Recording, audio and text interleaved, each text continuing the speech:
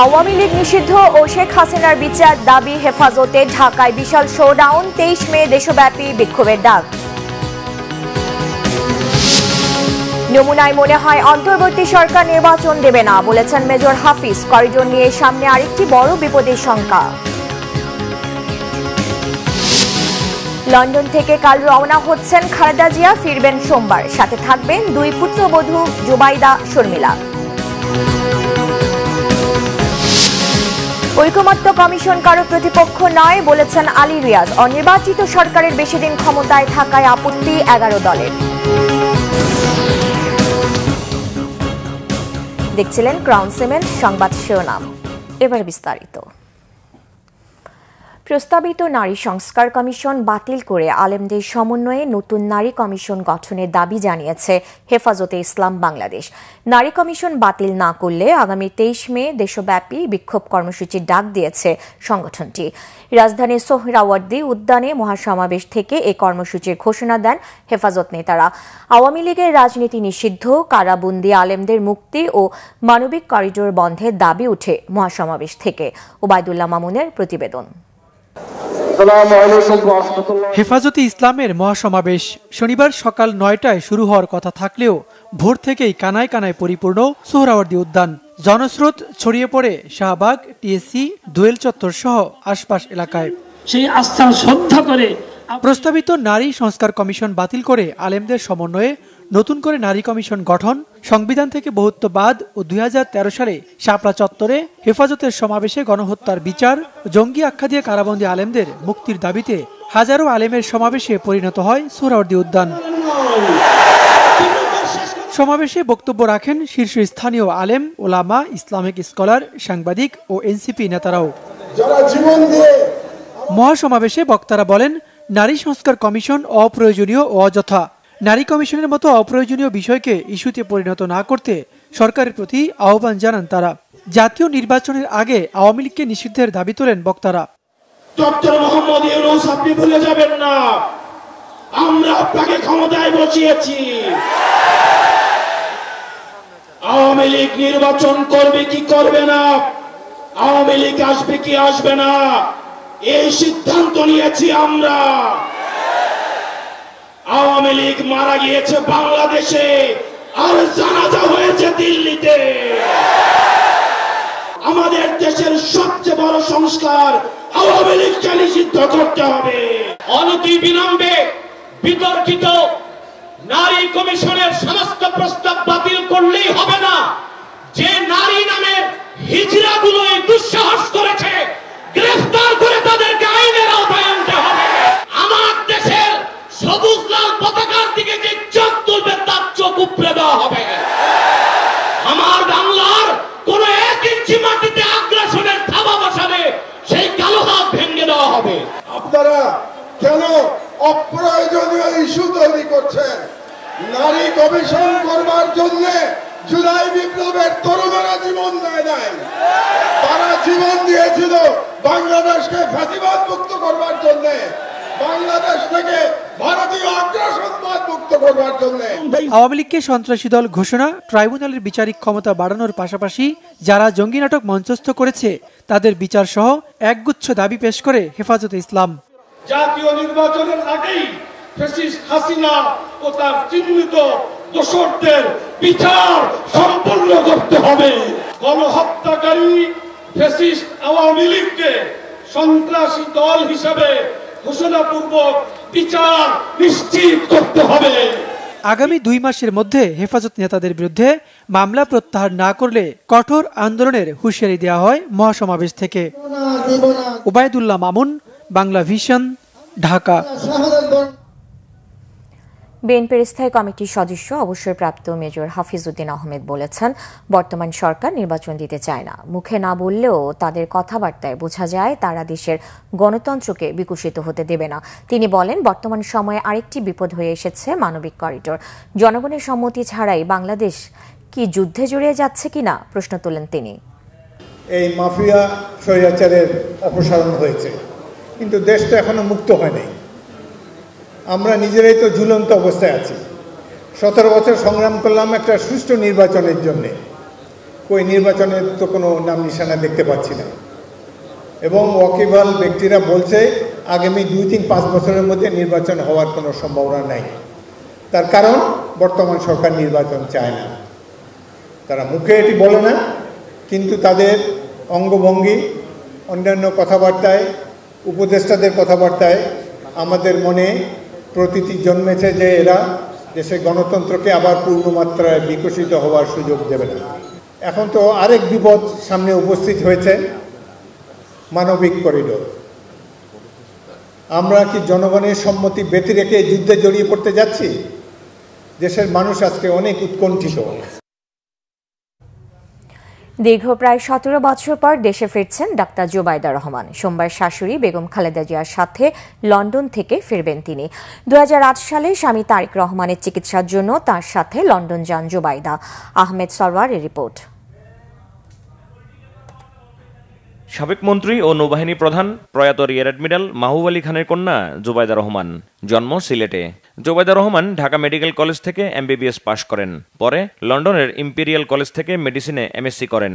1994 সালের 3 ফেব্রুয়ারি বিএনপির প্রতিষ্ঠাতা ও শহীদ রাষ্ট্রপতি জিয়াউর রহমান এবং বিএনপি চেয়ারপারসন ও সাবেক প্রধানমন্ত্রী বেগম খালেদা জিয়ার জ্যেষ্ঠ পুত্র তারেক রহমানের সাথে বিয়ে হয় ডক্টর জুবাইদার।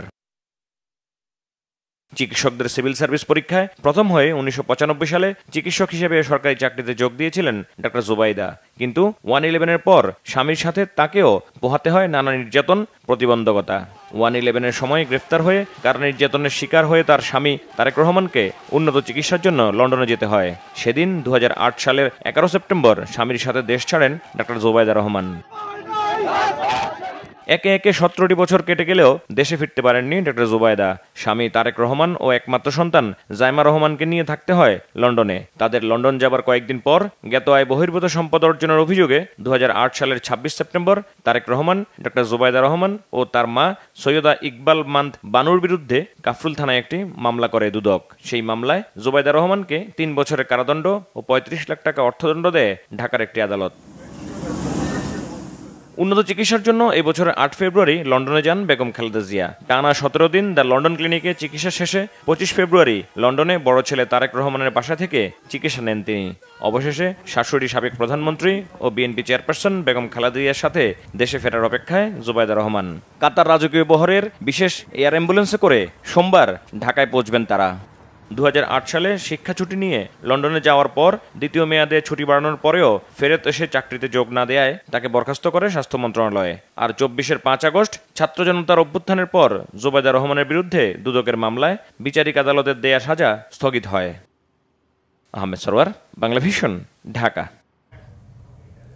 বিএনপির মহাসচিব মির্জা ফখরুল ইসলাম আলমগীর জানিয়েছেন, কাতার এয়ার অ্যাম্বুলেন্সের বিশেষ বিমানে ঢাকা ফিরবেন বিএনপি চেয়ারপারসন বেগম খালেদা জিয়া। গুলশান কার্যালয়ে যৌথ সভা শেষে সাংবাদিকদের একথা জানান তিনি। গুলশান কার্যালয়ে আছেন স্টাফ রিপোর্টার ফজলে রাব্বি। আমরা এখন সরাসরি কথা বলবো তার সাথে। বেগম খালেদা জিয়ার দেশে ফেরা নিয়ে বিএনপির মহাসচিব আর কি তথ্য জানিয়েছেন আমাদের জানান।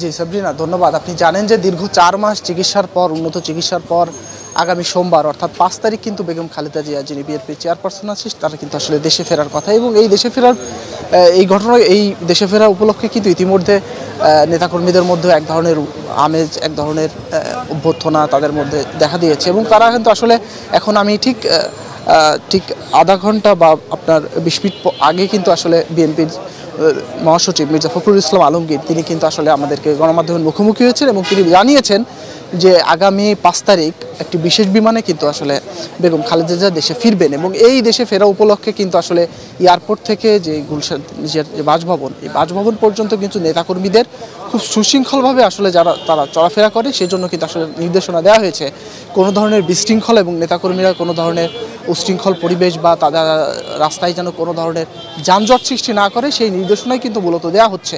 ঠিক আমি এখন দাঁড়িয়ে আছি বিএনপির যে গুলশানের কার্যালয়, বিএনপি চেয়ারপারসনের সেখানে। এবার দেখতে পাচ্ছেন যে এখানেও কিন্তু আসলে নেতাকর্মীদের এক ধরনের উপস্থিতি দেখা যাচ্ছে। এবং যেহেতু দীর্ঘ 4 মাস উন্নত চিকিৎসার পরে তিনি দেশে ফিরছেন, ফলে নেতাকর্মীদের মধ্যেও এক ধরনের উচ্ছ্বাস দেখা যাচ্ছে এবং তারা চাচ্ছে যে দীর্ঘ একটি উন্নত চিকিৎসার পর বেগম খালেদা জিয়া দেশে ফিরবেন। এই উপলক্ষে তাদের মধ্যেও এক ধরনের উচ্ছ্বাস দেখা যাচ্ছে। তো এই একটা বিষয় ছিল এবং এখন পর্যন্ত কিন্তু আসলে যে বিশেষ বিমানের কথা বলা হচ্ছে বা কাতার এয়ার অ্যাম্বুলেন্স কিংবা বাংলাদেশে দেশে কোনো বিমান আসবে কিনা, এই বিমানের কোন বিমানে আসবে ঠিক এখন পর্যন্ত আসলে বলা যাচ্ছে না। গণমাধ্যম কর্মীরা আমরা বারবার সচিবের কাছে জানতে চেয়েছি, কিন্তু তিনি আমাদের জানিয়েছে যে এখন পর্যন্ত জানা যাচ্ছে না। তবে 1 ঘন্টা অতিবাহিত হওয়ার পর কিন্তু আসলে বলতে পারবে ঠিক কোন বিমানে আসবে। তবে ধারণা করা হচ্ছে যে কাতার এয়ার অ্যাম্বুলেন্সে আসলে খালেদা জিয়া উন্নত চিকিৎসা শেষে তিনি কিন্তু আসলে ফেরত আসবে আগামী যে সোমবার তিনি দেশে ফেরত আসবে। তো এই ছিল আমার কাছে বিএনপি চেয়ারপারসনের কার্যালয় থেকে সর্বশেষ অবস্থা। সাবরিনা, ধন্যবাদ রাব্বি। জাতীয় ঐকমত্য কমিশন কারো প্রতিপক্ষ নয় বলে দাবি করেছেন কমিশনের সহ সভাপতি ডক্টর আলী রিয়াজ। আর অনির্বাচিত সরকার বেশি দিন থাকলে দেশে নানা সমস্যা তৈরি হয় বলে মনে করেন জাতীয়তাবাদী সমমনা জোট। আরও জানাচ্ছেন মুবাশির আহমদ। জুলাই অভ্যুত্থান পরবর্তী সময়ে জবাবদিহিমূলক গণতান্ত্রিক রাষ্ট্র প্রতিষ্ঠার জন্য কাজ করে যাচ্ছে জাতীয় ঐক্যমত্য কমিশন। কমিশন একের পর এক বৈঠক করে যাচ্ছে বিভিন্ন রাজনৈতিক দলের সাথে। এরই ধারাবাহিকতায় শনিবার জাতীয় সংসদ ভবনের এলডি হলে ঐক্যমত্য কমিশনের সাথে বৈঠকে বসে যুগপৎ আন্দোলনের লক্ষ্যে গঠিত 11 দলীয় জাতীয়তাবাদী সমমনা জোট এনপিপি। সূচনা বক্তব্যে ঐক্যমত্য কমিশনের সহসভাপতি ডক্টর আলী রিয়াজ বলেন, সুনির্দিষ্ট 6 মাসের মধ্যে কমিশন জাতীয় সনদ তৈরি করতে চায়। জাতীয় ঐক্যমত্য কমিশন আপনাদের অবশ্যই প্রতিপক্ষ নয়, অবশ্যই আমরা সকলে মিলেই চেষ্টা করছি, সেই চেষ্টা অব্যাহত থাকবে। সেই চেষ্টারই অংশ হিসেবে আজকে আমরা এখানে একত্রিত হয়েছি। আলোচনা অন্যান্য রাজনৈতিক দলের সঙ্গে হবে এবং তার মধ্য দিয়ে আমরা অগ্রসর হব। আবারও বলি যে আমাদের লক্ষ্য হচ্ছে সুনির্দিষ্ট নির্ধারিত সময়ের মধ্যে একটি জাতীয় সনদ তৈরি করা, যা বাংলাদেশে একটি জবাবদিহিমূলক গণতান্ত্রিক রাষ্ট্র প্রতিষ্ঠার জন্য আমাদের সহযোগিতা করতে পারে। বৈঠক শেষে জাতীয়তাবাদী সমমনা জোটের সমন্বয়ক এনপিপির চেয়ারম্যান ফরিদুজ্জামান ফরহাদ জানান, আগে জাতীয় নির্বাচন অনুষ্ঠিত হবে, এরপর নির্বাচিত দল স্থানীয় নির্বাচন দেবে। এ সময় মিয়ানমার বাংলাদেশ করিডোর ইস্যুতে শঙ্কা প্রকাশ করেন তিনি। নির্বাচিত সরকারের পক্ষে যত সুষ্ঠুভাবে দেশের কাজ করা সম্ভব, অনির্বাচিত সরকারের পক্ষে এটা সম্ভব না। এই যে যেমন এই যে আমাদের মানবিক করিডোরের কথা বলছে, এটা কিভাবে করলো? এটা তো দেশের সাথে একটা বৈদেশিক চুক্তি হতে হলে তো নির্বাচিত পার্লামেন্ট সরকার থেকে করতে হবে। ইভেন কি এই যে আমরা যারা পলিটিক্যাল পার্টি আছি তাদের সাথে আলোচনা না করে এটা করলো। এটা যে মানবিক করিডোর, এটা যে সামরিক করিডোর পরিণত হবে না, এটা কে বলতে পারে? এটা যে আরেকটা গাজা হবে না, সেটা কে বলতে পারে? এই জন্য আমরা বলছি এই ইন্টারিম গভর্নমেন্টের কাজটা কি? ইন্টারিম গভর্নমেন্টের কাজ হচ্ছে, প্রথম কাজ হচ্ছে একটা জাতীয় সংসদ নির্বাচন দেয়া। মুবাশির আহমেদ, বাংলা ভিশন, ঢাকা। আগামী নির্বাচনে ব্যবসায়ীদের মনোনয়ন দেওয়ার ক্ষেত্রে তার ব্যবসার আদ্যোপান্ত খুঁজে দেখার আহ্বান জানিয়েছেন শ্রম ও কর্মসংস্থান মন্ত্রণালয়ের উপদেষ্টা ব্রিগেডিয়ার জেনারেল অবসরপ্রাপ্ত এম সাকাত হোসেন। শনিবার সকালে এফডিসি মিলনায়তনে শ্রমিক অধিকার সুরক্ষায় শ্রমিক মালিক সম্পর্ক নিয়ে ছায়া সংসদ বিতর্ক অনুষ্ঠানে একথা বলেন তিনি। উপদেষ্টা বলেন, বিগত স্বৈরাচার আমলে মালিক পক্ষের রাজনৈতিক সম্পৃক্ততা থাকায় শ্রমিকের অধিকার আদায় সম্ভব হয়নি। বলেন, শ্রমিকদের অধিকার ঠিকমতো বাস্তবায়ন করেনি এমন বেশ কিছু কারখানা চিহ্নিত করা হয়েছে, সময় মতো তাদের বিরুদ্ধে ব্যবস্থা নেওয়া হবে। শ্রম ও কর্মসংস্থান মন্ত্রণালয়ের সচিব AHM শফিকুজ্জামান বলেন, শ্রমিকের অধিকার বাস্তবায়ন করতে পারলেই নতুন দেশ গঠন সম্ভব। ডিবেট ফর ডেমোক্রেসির চেয়ারম্যান হাসান আহমেদ চৌধুরী কিরণ বলেন, শ্রমিকদের ন্যায্য অধিকার আদায় করতে না পারলে জুলাই আন্দোলন বৃথা যাবে। ভর্তুকি নিয়ে আন্তর্জাতিক মুদ্রা তহবিল IMF চাপাচাপি করলে প্রয়োজনে IMF এর চুক্তি থেকে সরকার বেরিয়ে যাবে বলে জানিয়েছেন প্রধান উপদেষ্টার বিশেষ সহকারী ডক্টর আনিসুজ্জামান চৌধুরী। রাজধানীতে কৃষি গবেষণা কাউন্সিলে কৃষি বাজেট 2025-26 টেকসই প্রবৃদ্ধি রূপরেখা শীর্ষক সেমিনারে এসব জানান তিনি। প্রধান উপদেষ্টার বিশেষ সহকারী আরও জানান, বারবার আলোচনায় পোশাক খাত এলেও কৃষির অবদান উপলব্ধি করা হয় না। কৃষিখাত মানুষকে বাঁচিয়ে রেখেছে মন্তব্য করে তিনি বলেন, কোনো অবস্থাতেই কৃষিকে অবহেলা করা যাবে না। এই সময় কৃষিবিদ ডক্টর জাহাঙ্গীর আলম বলেন, বাজেটে জিডিপির প্রবৃদ্ধির কথা বলা হলেও কৃষি প্রবৃদ্ধি উল্লেখ থাকে, এটা হতাশার। শিল্পায়ন করতে গিয়ে কোনো পরিস্থিতিতেই কৃষিকে পিছিয়ে রাখা যাবে না বলেও মন্তব্য করেন তিনি। নারী কমিশনের প্রতিবেদনের কিছু সুপারিশ সরাসরি কোরআন বিরোধী উল্লেখ করে জামাতের আমির ডাক্তার শফিকুর রহমান বলেছেন, এই প্রস্তাব বাস্তবায়ন হলে দেশের পারিবারিক ব্যবস্থার উপর বড় আঘাত লাগবে। তিনি কোরআন বিরোধী কমিটি বাতিলের দাবি জানান। শনিবার সকালে রাজধানীর মগবাজারে আলফালা মিলনায়তনে জামায়াতের জেলা ও মহানগর আমির সম্মেলনে এই পরামর্শ দেন তিনি। নারী বিষয়ক সংস্কার কমিটি নামে একটা কমিটি প্রধান উপদেষ্টা বরাবরে তাদের সুপারিশমালা সাবমিট করেছে। আমরা বিস্মিত হয়েছি। আমাদের বিদ্যমান কালচার, তাহজিব, তামাদ্দুন এর সম্পূর্ণ বিপক্ষে তারা কিছু সুপারিশমালা এনেছেন। এগুলা বিবেচনা করার তো প্রশ্নই ওঠে না। এরকম বিষয় যদি সমাজে কখনো ভুল কমেও ঢুকে পড়ে তাহলে সামাজিক ব্যবস্থা একদম তছনছ হয়ে যায়। জনগণের প্রত্যাশা বাস্তবায়ন করে দ্রুত সুষ্ঠু নির্বাচন আয়োজন করতে প্রধান উপদেষ্টার প্রতি আহ্বান জানিয়েছেন বিএনপি নির্বাহী কমিটির ভাইস চেয়ারম্যান কাজী শাহ মোফাজ্জল হোসেন কায়কোবাদ। বলেন, প্রয়োজনে জনগণ আবারও ঐক্যবদ্ধ হয়ে নির্বাচনের দাবি বাস্তবায়ন করবে। কুমিল্লার মুরাদনগরের আয়োজিত জনসভায় বিএনপি নেতারা স্থানীয় সরকার এবং যুব ও ক্রীড়া উপদেষ্টা আসিফ মাহমুদ সজীব ভূঁইয়ার পদত্যাগ দাবি করেন। জাহাঙ্গীর আলমের তোলা ছবিতে বিস্তারিত জানাচ্ছেন নাবিল জাহাঙ্গীর। শনিবার বিকালে কুমিল্লার মুরাদনগর উপজেলায় বাঙ্গরা ইউনিয়ন বিএনপি আয়োজিত সমাবেশে জনমানুষের ঢল। দুপুরের পর থেকেই খণ্ড খণ্ড মিছিল নিয়ে আশেপাশের এলাকা থেকে বাঙ্গরা হাই স্কুল মাঠে সমাবেশ স্থলে জড়ো হন বিএনপির হাজারো নেতাকর্মী। আওয়ামী লীগের পুনর্বাসন, দুর্নীতি ও রাজনৈতিক উদ্দেশ্যে প্রশাসনকে ব্যবহারের অভিযোগ তুলে স্থানীয় সরকার মন্ত্রণালয় এবং যুব ও ক্রীড়া মন্ত্রণালয়ের উপদেষ্টা আসিফ মাহমুদ সজীব ভূঁইয়ার পদত্যাগ দাবি করেন বিএনপির নেতাকর্মীরা। আমরা বিপ্লবী সাধারণ ছাত্র জনতা যে আন্দোলন করেছিলাম, আমাদের থেকে বৈষম্য বিরোধী ছাত্র আন্দোলন হাইজ্যাক করে নিয়ে নেওয়া হয়েছে, তার যথেষ্ট যুক্তি এবং প্রমাণ আমাদের কাছে রয়েছে। আমরা আসিফ মাহমুদের পদত্যাগ দাবি করেছিলাম। যারা এনসিপি করে ফ্যাসিস্ট আওয়ামী লীগ সরকারকে পুনর্বাসন করতে চান, তারা এখন আমাদের নেতায় দাবি করতে পারবেন না। আপনাদের সাবধানে বলে দিতে চাই, সকল ষড়যন্ত্রকারী জাতদাঙ্গা চালাতে হবে। কিছু বুইফুল সংগঠন যাদের কোনো অস্তিত্ব নাই সারা বাংলাদেশে, তারা আজকে বিভিন্নভাবে বিভ্রান্ত করার চেষ্টা করতেছে। সেই বিভ্রান্ত থেকে আপনারা সজাগ দৃষ্টি রাখবেন, যাতে এরা এই বিভ্রান্তি করতে না পারে এবং আপনাদেরকে ঐক্যবদ্ধ থাকতে হবে। প্রধান অতিথির বক্তব্যে প্রধান উপদেষ্টা ডক্টর মোহাম্মদ ইউনূসের প্রতি দ্রুততম সময়ে সুষ্ঠু নির্বাচন আয়োজনের আহ্বান জানান বিএনপির জাতীয় নির্বাহী কমিটির ভাইস চেয়ারম্যান কাজী শাহ মোফাজ্জল হোসেন কায়কোবাদ। আপনারা কি চাকরি পাবেন? বড় লোকের উপকার হবে। এছাড়া সংস্কারের মাধ্যমে বড় লোকদের উপকার হবে, গরিবের কোনো উপকার হবে না।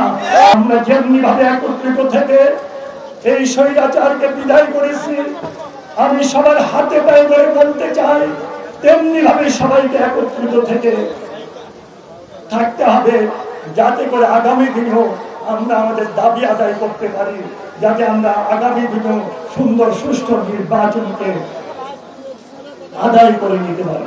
সমাবেশ থেকে বক্তারা বলেন, অন্তর্বর্তী সরকার সংস্কারের পরামর্শ দিতে পারে, কিন্তু তা বাস্তবায়ন করবে জনগণের ভোটে নির্বাচিত সরকার। নাবিল জাহাঙ্গীর, বাংলা ভিশন, কুমিল্লা।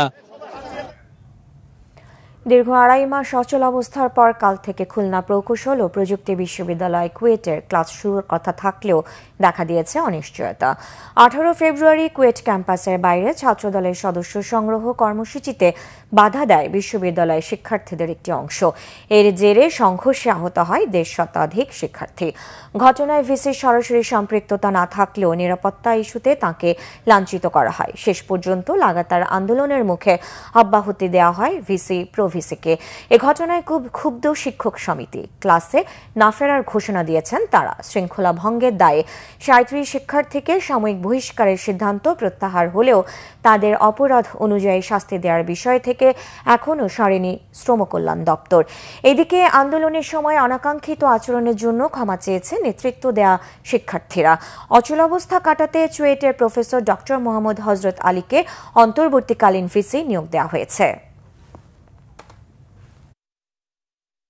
পাকিস্তানি সিন্ধু নদের পানি প্রবাহ বন্ধ করতে ভারত বাঁধ নির্মাণ করলে সামরিক হামলা চালাবে পাকিস্তান। শুক্রবার দেশটির প্রতিরক্ষা মন্ত্রী খাজা মোহাম্মদ আসিফ এই সতর্কবার্তা দিয়েছেন।